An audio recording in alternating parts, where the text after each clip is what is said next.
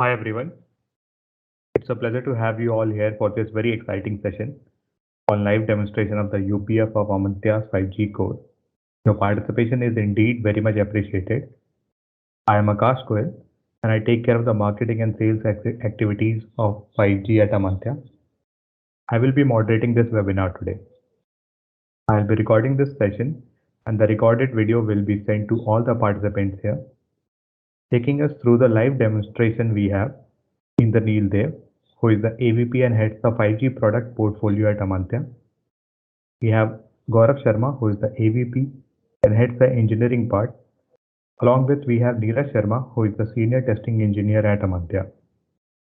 The session will be of around 30 minutes and we will open up the chat window at the end of the demonstration to take your questions.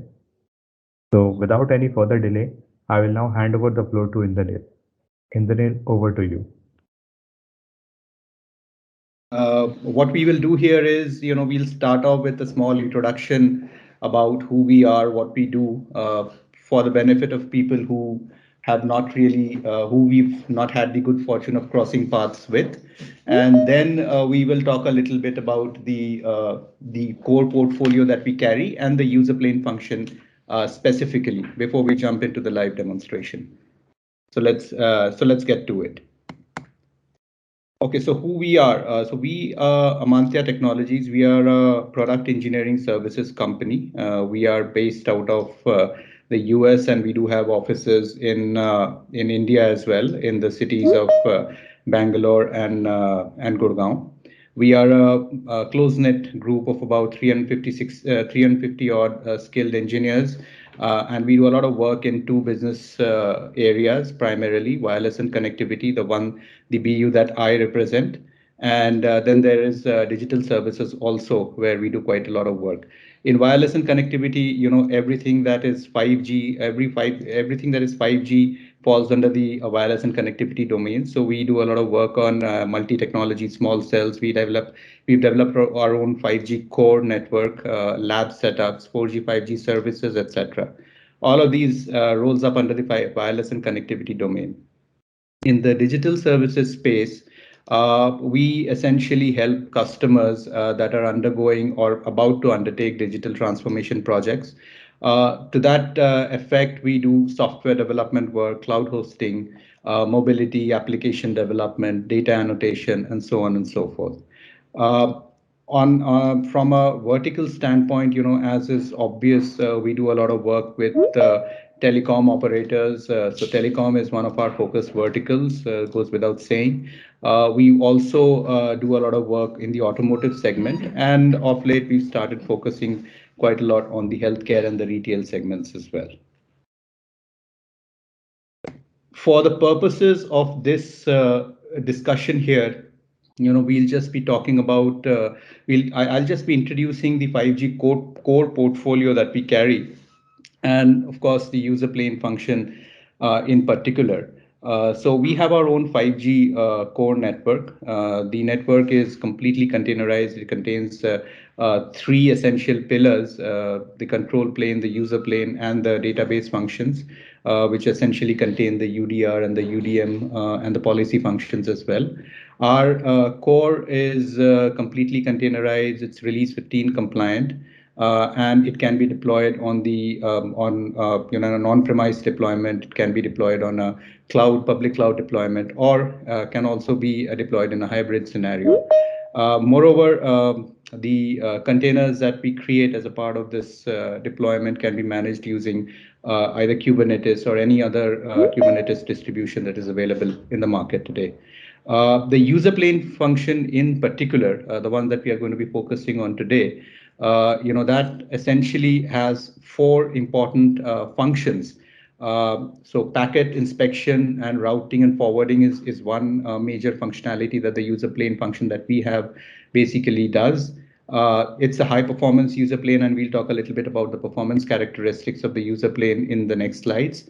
One of the more important functions of the user plane is its ability to act as a data session anchor to the external network from the perspective of the UEs that are connecting to the external network. And of course, the user plane that we have, as I had pointed out earlier, is cloud native as well. A little bit about the salient features of the user plane function specifically. As I said, the entire core portfolio that we carry is release 15 compliant, and so also is the user plane. So it has all the standard interfaces that 3GPP release 15 sort of proposes as a part of its reference point architecture. So N4, N6, N3, and N9 are the primary interfaces that the user plane function, among the user plane function currently supports. What we have here is a high performance user plane function, in the sense that the current throughput that we've been able to achieve out of the user plane UPF is around 10 gigs, 10 Gbps. We also have a management interface that we've built into the function itself for monitoring and debugging. The solution that we have is really an out-of-the-box solution, in the sense that it has also been very easily and standards-based integration with some of the more popular gNodeB vendors that are out in the market today. So we've had that interop testing done as well. And it's also a scalable solution, in the sense that the throughput can scale up if the amount of resources that we can provide to the UPF. If that increases, then the throughput can scale up as well. What we are planning to do going forward, come November 2021, we have a release plan of the UPF. Right now, the UPF supports IPv4, so we are building an IPv6 as well.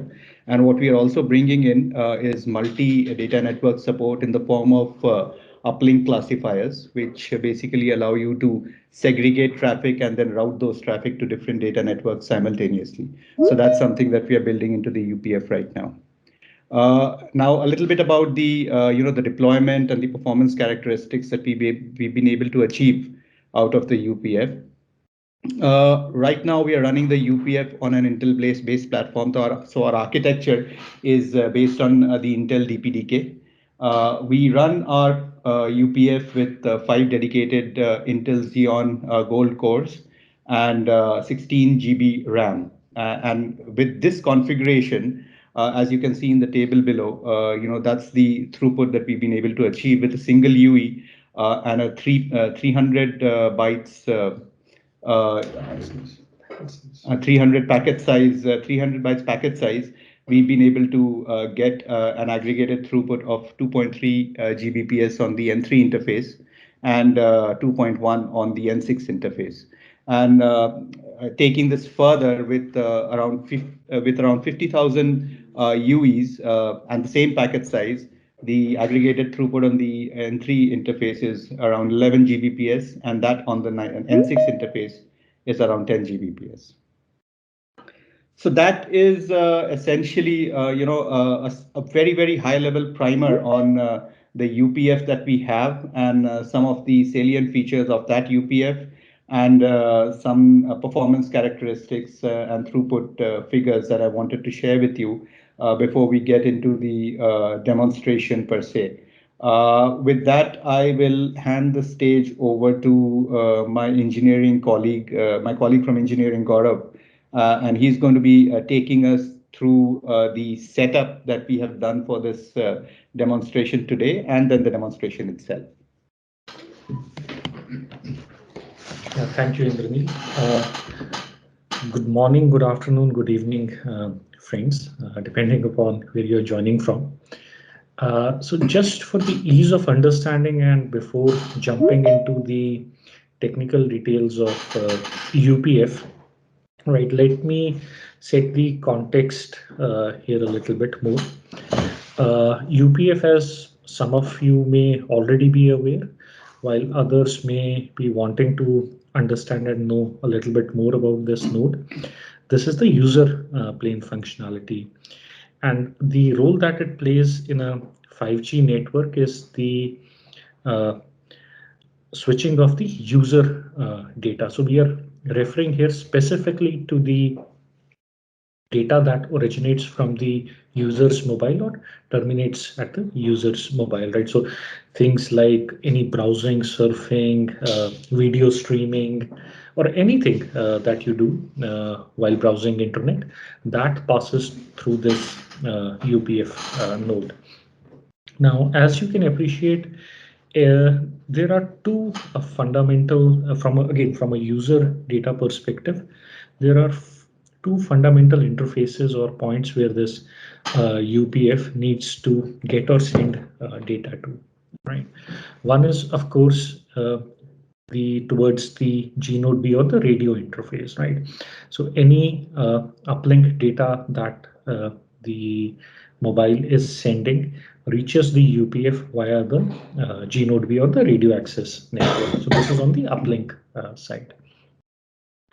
Also, any traffic that needs to be sent to the mobile that needs to pass through this UPF, the UPF then sends it to the G-Node B for further downlink journey, right? So on one side, this UPF has to talk to your G-Node B or the radio part of the 5G network. On the other interface, the thing it needs to talk to is your actually data network, right? The data network is an entry point or a gateway into the internet or any application server installed for a specific purpose, right? Where the user data needs to pass through. So these two are the principal neighbors, I should say, of UPF server. Now, again, as you may also appreciate that apart from the whole user data exchange, there has to be a lot of control signaling as well. That needs to be done with the UPF because it is through this user plane, through this control plane signaling only that the correct sessions for individual users are established. And these sessions are nothing but sessions that actually tell the type of, that tell to the UPF the type of data that needs to pass through, the attributes of that data, things like QoS, things like speed, etc., right? So each user, when he or she attaches to the network, right, there are sessions that are established in the UPF for that user, right? Now, if you look at this diagram, of course, there are a few technical details here, right? And probably I'll try to keep it a little bit more abstract, right? And I'll try to zoom out of this picture. You can forget about these IP addresses for the time being. As you can see, there are two boxes on the top that say T-Rex server and T-Rex client, and then you have the UPF server. Now for today's demo, what we are doing is that we are emulating the G-Node B of the radio network as well as the data network of the internet, if I might say so, right? So that is why you see two servers, T-Rex server and T-Rex client, the other box, right? So the traffic originates from say the T-Rex client, it passes through our UPF server and then it goes to the other node, right? Now, there are a few important things that you need to keep in mind as to what exactly is the UPF doing at this point of time. Now, from an outside world, any traffic that either originates or is destined for the UE, right? It's like normal traffic, right? So which means that, of course, there is a play of these IP addresses, right? So there has to be a unique addresses or port numbers that actually identify where an IP packet is headed towards, right? Now, within the mobile network, though, since because of the very nature of the mobile network, right, these IP addresses have a very different meaning, right? So what the UPF essentially does is that apart from the whole QoS management and some of the services that Indranil spoke about a little bit back, it has to do a lot of switching and packet processing, right? Now, when I say switching and packet processing, what I mean is that any IP packet that is received from the outside world, the UPF server needs to parse that packet, apply some rules on it depending upon how these sessions are created.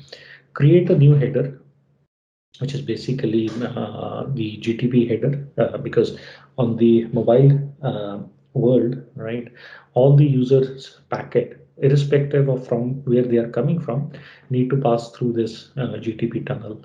All right. So what this UPF would do on the downlink side is that it'll parse the incoming packet depending upon the rules that need to be applied. Will apply those rules, create a new header, and push that packet onto the GTP tunnel to the Gnode B. Right. On the uplink side, it's the exact opposite. The packets that it receives have the GTP headers. It will again parse those headers, take the required action that needs to be taken in terms of stripping off certain values, adding IP headers, maintaining QoS. In case if it needs to apply any service logic, do that, and then push the IP packet to the internet, if I may say so. Right. So that's at a very high level a description of what the UPF does. Right. So these three principal blocks, and you can keep in mind that of course there is just Gnode B, the radio interface through which the packet goes to the mobile, and the internet on the other side that is basically originating or terminating the IP packet flow. Right. Now probably we move to the next part, which is the actual demo, right? And again, the way we'll structure this is that we'll talk about how we are generating the traffic.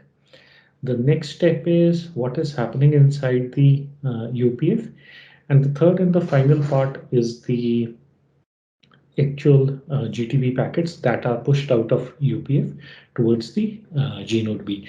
We'll also be talking a little bit about the speeds that we are achieving, right? And probably I'll be talking a little bit more on these aspects, right?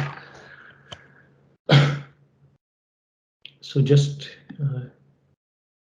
give us a minute.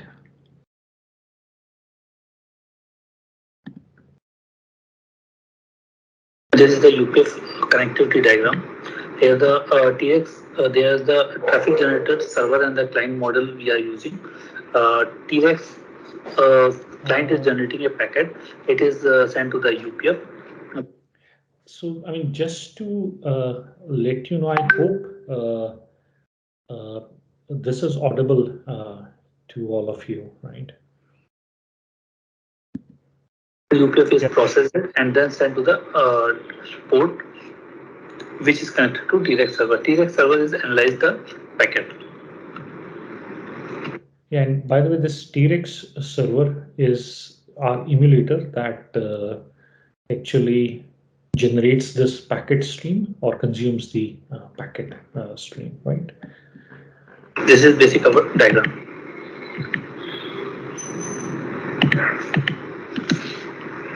Now I am moving to server.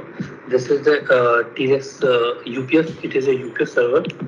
So we can show you. It is a configuration file of the UPF.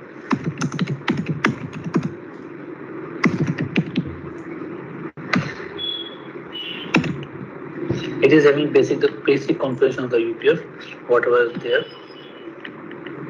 For the IP configuration, I can show you.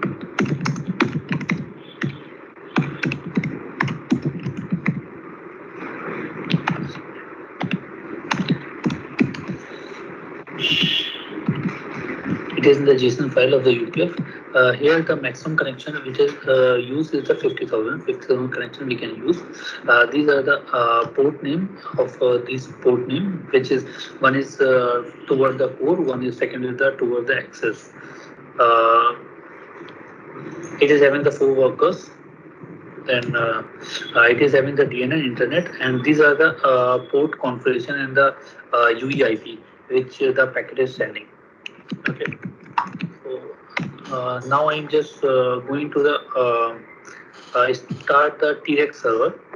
For starting the T-Rex server, we need to be start from the this small command, that is the sudo T-Rex 64-i. It is an interactive mode, and it is using the 20 cores. So I have started this. It is take 2 to 3 minutes, 1 to 2 minutes only. Yeah, now it is started. Then we will go to the client machine. It is actually on the same set.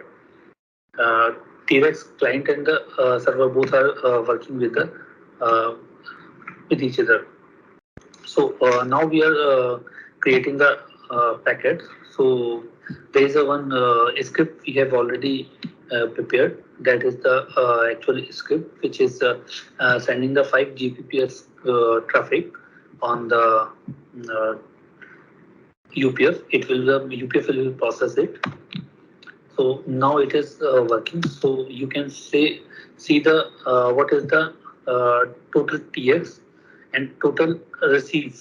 That is the basically the it is sending the some 10 Gbps traffic, and it is showing that 10.85 there is some additional errors are added.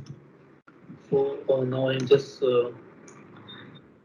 yeah, I mean, before we get into those details, so what my friend has just demonstrated is a quick run of the UPF, right? T-Rex, as I just mentioned earlier, it's a traffic emulator that we are using, and its job, as I mentioned earlier, is to generate traffic or IP packets with a speed, with a configurable speed, and to consume those packets, right? Plus, it also measures and displays the traffic being currently generated or consumed, the speed, and a couple of other attributes as well. So that's the other thing that my friend or my colleague he just demonstrated that, right? Now that is something that we are emulating the internet and the G-Node way. Now what we are going to show to you is the pipeline processing within our UPF, right? So starting this. Now in the our UPF you can see the packet flows also. It is just take to load this.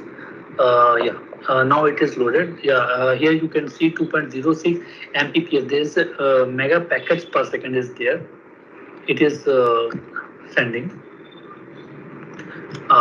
from both direction, uplink and the downlink, both direction it is sending. Then it is processing it. I'm just refreshing again.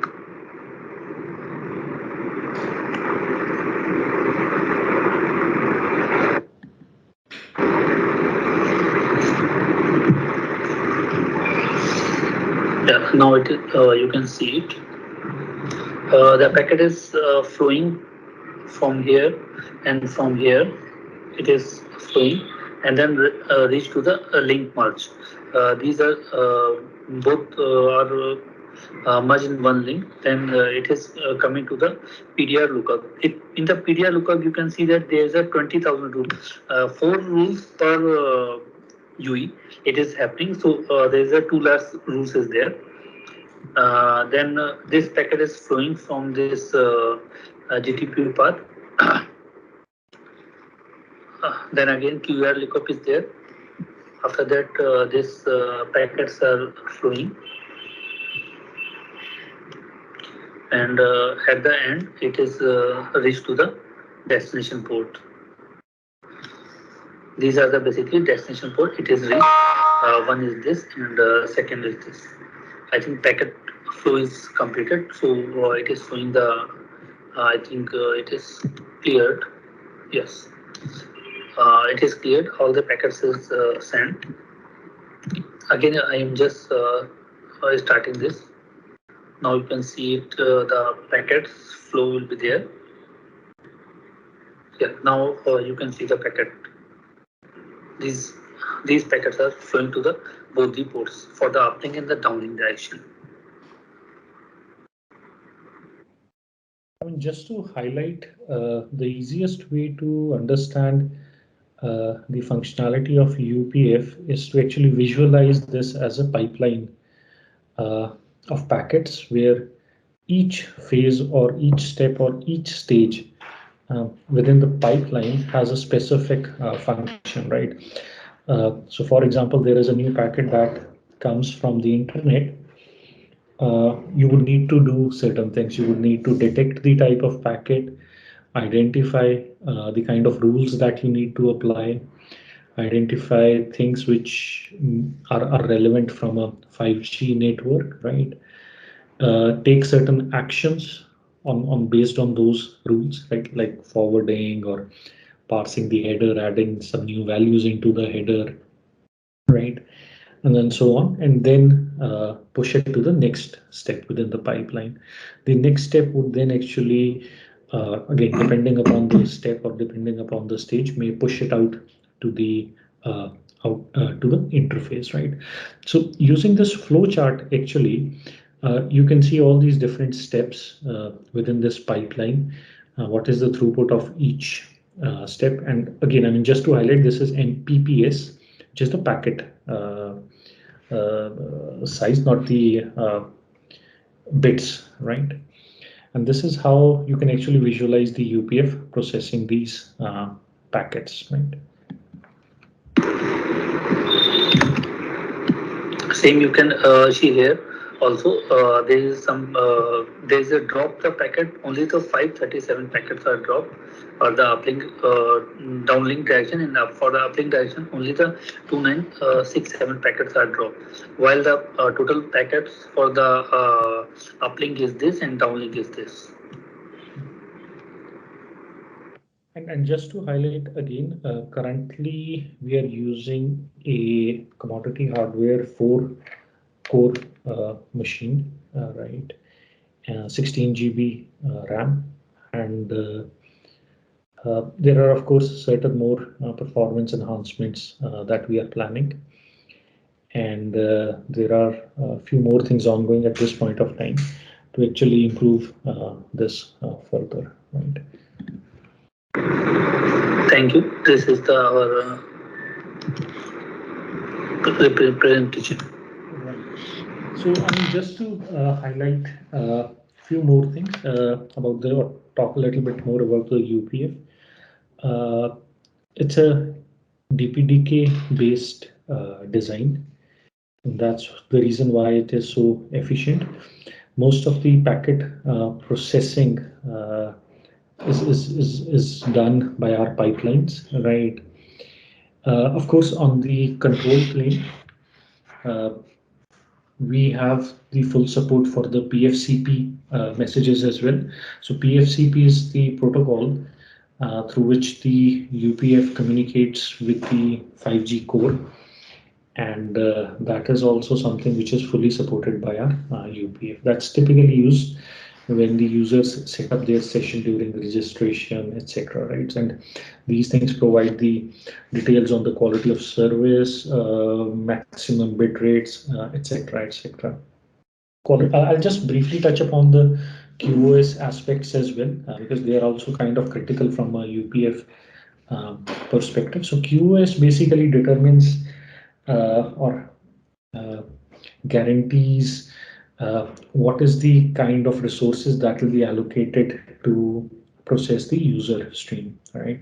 Now in 5G, you can have all these different guaranteed or non-guaranteed 5QI values or the QoS values, and each of these has certain characteristics, right? So for example, things like what is the packet delay, error rate, etc. Those are well classified by or standardized by HC, right? So what the UPF does is that based on the 5QI value for each session, it would assign resources, prioritize packet processing, prioritize its resources so as to ensure that the QoS that has been promised is provided, right? Currently, the QoS values that we support are most most of the generally used values 5, 7, 8, 9, 2. These include both guaranteed and non-guaranteed bit rates. So those are things that the UPF supports, right? So that was a quick summary and a small demo of our UPF, right? And I think Indranil has already spoken about some of the current features and some of the roadmap things, right? So I'll pass it back to Akash to take it up from here. Thanks, Gaurav, Neeraj, and Indravin for the wonderful demonstration. I have now opened the chat section for all the attendees, so you can share your questions and either Indranil or Gaurav can answer it.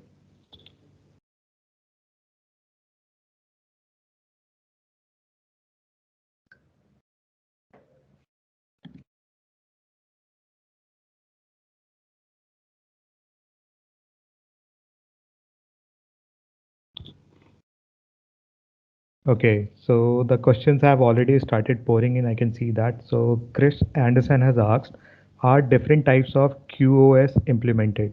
Gaurav, you can answer it. Yeah, sure. So as I just mentioned, the most commonly used QoS values, right, that you may come across, 5, 6, 7, 8, 2, right, which are typically used for internet browsing, IMS signaling, video conferencing, right, or audio conferencing. Those are already supported on the UPF now, right? And this includes both the signaling part from a PFCP perspective and plus the user plane functionality or the user plane prioritization on and ensuring that these QoS values are used. Okay, so I see. Next, we have, we'll take a couple of few questions only because we're already running out of the time. So just another, I think we'll have our last question in this round. So does our UPF support uplink classifier and branching point? Gaurav, you can quickly answer it. Right, so these are two features which are currently under development, right? And we plan to have our next release of UPF it's end of October or early November. And both of these features, they are promised or they would be part of this particular release. So the development work is currently going on for these two features. Okay, so thanks Gaurav, Indranil and Neeraj for the wonderful demonstration. Unfortunately, we are running out of the time now. And if anyone has any question, you can contact us offline and we shall be definitely answer all of them. Thank you everyone for your participation. Thanks. Thank you. Have a good day. Bye. Thank you.